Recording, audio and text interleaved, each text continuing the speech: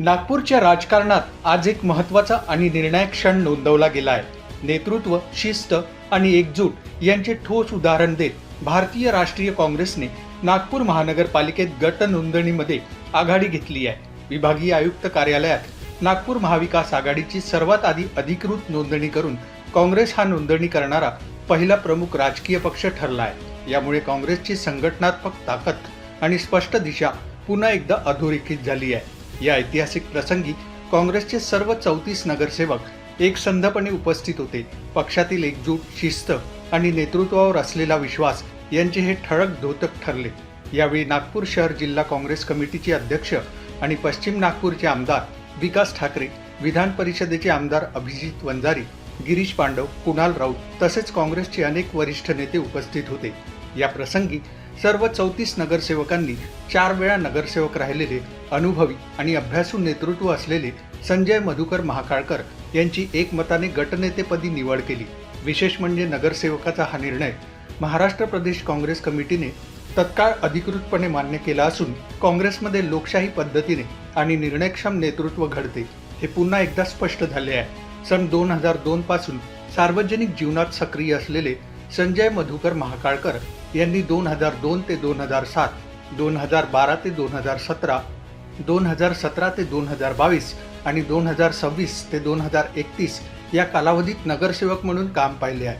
2017 साली ते नागपूर महानगरपालिकेचे पहिले विरोधी पक्षनेते ठरले. 2026 मध्ये प्रभाग क्रमांक 30B मधून ते पुन्हा एकदा निर्वाचित झाले आहे. 17 जानेवारी 1974 रोजी जन्मलेले संजय महाकाळकर हे अनुभव, संघर्ष आणि संघटन कौशल्यातून घडलेले नेतृत्व म्हणून ओळखले जातात.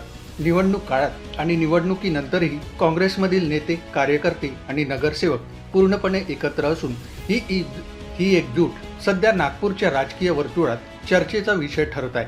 नागपूरकरांकडून या ठाम भूमिकेचे खुलेपणाने कौतुक होत असून काँग्रेस हा सक्षम, स्थिर आणि प्रभावी पर्याय म्हणून पुढे येत असल्याचे चित्र आहे. या गटाला नागपूर महाविकास आघाडी असे नाव देण्यात आले असून आगामी काळात इतर धर्मनिरपेक्ष पक्षातील नगरसेवक काँग्रेससोबत येण्यास इच्छुक असल्याने ही आघाडी अधिक व्यापक आणि प्रभावी ठरणार असल्याचा विश्वास व्यक्त केला जात आहे.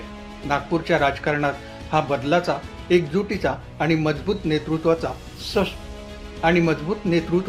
स्पष्ट संदेश मानला जात आहे. सर्वप्रथम तर या शहराचे सन्माननीय अध्यक्ष आणि आमदार विकासभाऊ ठाकरे यांचं मी फार आभारी आहे की त्यांनी आज माझ्यावर ही जबाबदारी दिली. त्याचप्रमाणे आमदार अभिजित वंजारीजी, गिरीश भवानी, सर्वच नेते या सर्वांचे आभार व्यक्त करतो. आणि नितीन राऊत साहेब आणि यांनी जी जबाबदारी दिलेली आहे तर 34 नगरसेवकांची आमची जी टीम आणि जी नगरसेवक सोबत आलेले आहे ते काही नवीन नाही. कारण की या शहरामध्ये या शहराच्या जनतेचे प्रश्न मिटवण्याकरता किंवा त्यांना न्याय मिळण्याकरता विकासभाऊच्या नेतृत्वामध्ये मागच्या कित्येक वर्षापासून या महानगरपालिकेच्या विरोधामध्ये सातत्यानं आंदोलन सुरू राहायचे आणि त्या सर्व आंदोलनामध्ये हे आज जे लोक आलेले आहेत किंवा जे नगरसेवक आहे हे त्या आंदोलनामध्ये तिथे राहायचे, त्यांच्या मागेसुद्धा अनुभव आहे आणि आज तर ते नगरसेवक होऊन झालेलं आहे.